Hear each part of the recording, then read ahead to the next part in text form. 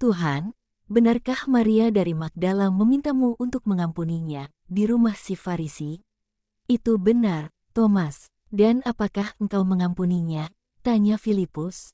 Ya, engkau melakukan hal yang salah, seru Bartolomeus. Kenapa? Dia dengan tulus hati bertobat dan patut diampuni. Tetapi engkau tidak seharusnya mengampuninya di rumah itu, di hadapan umum, kata Iskariot mencela. Tetapi aku tidak mengerti di mana salahku. Ini poinnya. Engkau tahu siapa kaum Farisi itu, betapa kepala mereka dipenuhi sungut-sungut akan hal-hal remeh. Betapa mereka mengamat-amati engkau, memfitnah dan membenci engkau. Salah seorang dari mereka di Kapernaum adalah temanmu dan itu adalah Simon. Dan engkau memanggil seorang pelacur masuk ke dalam rumahnya untuk mencemarinya dan menyebabkan skandal bagi temanmu Simon. Aku tidak memanggilnya, dia yang datang. Dia bukan seorang pelacur, dia bertobat. Itu memberikan terang yang berbeda pada perkaranya. Andai mereka tidak dikuasai oleh kejijian sebelumnya, seperti ketika mereka menghampirinya dan berhasrat terhadapnya.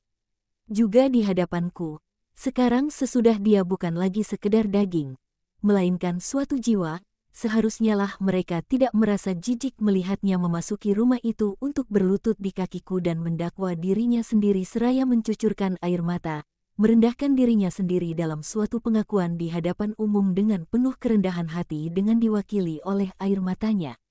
Simon si Farisi disucikan rumahnya oleh suatu mukjizat besar, kebangkitan suatu jiwa. 5 hari yang lalu di alun-alun di Kapernaum dia bertanya kepadaku, "Itukah satu-satunya mukjizat yang engkau kerjakan?" Dan dia menjawab dirinya sendiri, "Tentu tidak," yang menunjukkan keinginannya untuk melihat suatu mukjizat. Dan aku memberikan itu padanya. Aku memilihnya untuk menjadi saksi, perantara dari pertunangan suatu jiwa dengan rahmat. Dia sepatutnya bangga karenanya. Sebaliknya lah dia diguncang skandal. Mungkin engkau sudah kehilangan seorang teman. Aku mendapatkan suatu jiwa. Itu sepadan dengan kehilangan seseorang teman dengan persahabatannya. Persahabatan miskin seorang teman, demi memberikan kepada suatu jiwa persahabatan dengan Allah. Percuma saja, kami tidak bisa membuat engkau memikirkan masalahnya dari sudut pandang manusia. Kita ini di bumi, guru. Ingatlah itu, dan hukum-hukum serta gagasan-gagasan dunia yang berlaku. Engkau bertindak seturut metode surga. Engkau hidup di surga yang engkau miliki dalam hatimu. Engkau melihat semuanya dalam terang surga. Guruku yang malang, betapa secara sempurna engkau tidak cocok tinggal di antara kami orang-orang jahat, seru Yudas seraya memeluknya. Si Rasul, yang tercengang dan sekaligus bersedih hati, mengakhiri perkataannya, "Dan maafkan aku sebab, melalui terlalu banyak kesempurnaan, engkau membuat permusuhan dengan terlalu banyak orang." Jangan sedih, Yudas. Ada tertulis bahwa haruslah demikian. Tetapi bagaimana kau tahu bahwa Simon merasa terhina? Dia tidak mengatakan bahwa dia terhina. Tetapi dia membuat Thomas dan aku mengerti bahwa itu tidak seharusnya terjadi. Engkau tidak seharusnya mengundang perempuan itu ke rumahnya, yang hanya dimasuki oleh orang baik-baik. Baiklah, sehubungan dengan kebaikan dari orang-orang yang pergi ke rumah Simon, marilah kita mengakhiri masalah ini, kata Petrus. Dan Matius menambahkan, bisa aku katakan bahwa keringat para pelacur sudah tercurah beberapa kali ke lantai, ke meja dan ke atas mereka di rumah Simon, si Farisi. Tetapi tidak di hadapan umum, jawab Yudas berang. Tidak, kemunafikan menutupinya. Jadi bisa kau lihat bahwa ada suatu perbedaan.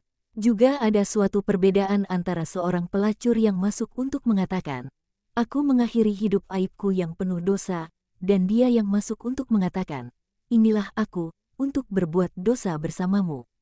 Matius benar, mereka semua berkata, "Tentu saja, dia benar." Tetapi mereka tidak berpikir seperti kita berpikir.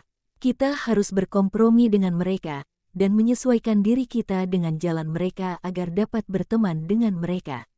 Tidak pernah, Yudas. Dalam kebenaran, kejujuran, dalam perilaku moral tidak ada baik penyesuaian diri ataupun kompromi, kata Yesus menggelegar. Dan ia mengakhiri, bagaimanapun aku tahu bahwa aku bertindak benar dan untuk suatu tujuan yang baik.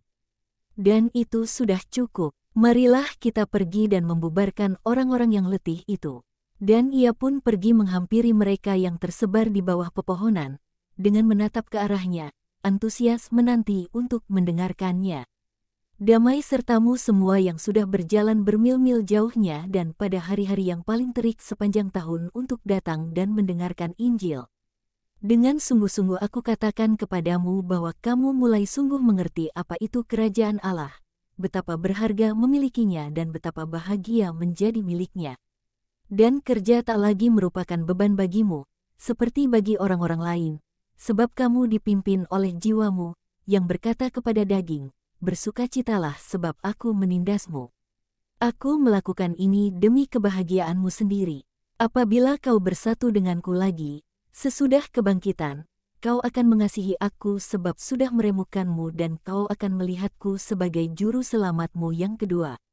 Tidakkah jiwamu berkata demikian? Tentu saja. Kamu sekarang mendasarkan perbuatan-perbuatanmu pada pelajaran dari perumpamaan-perumpamaan yang aku sampaikan kepadamu beberapa waktu yang lalu.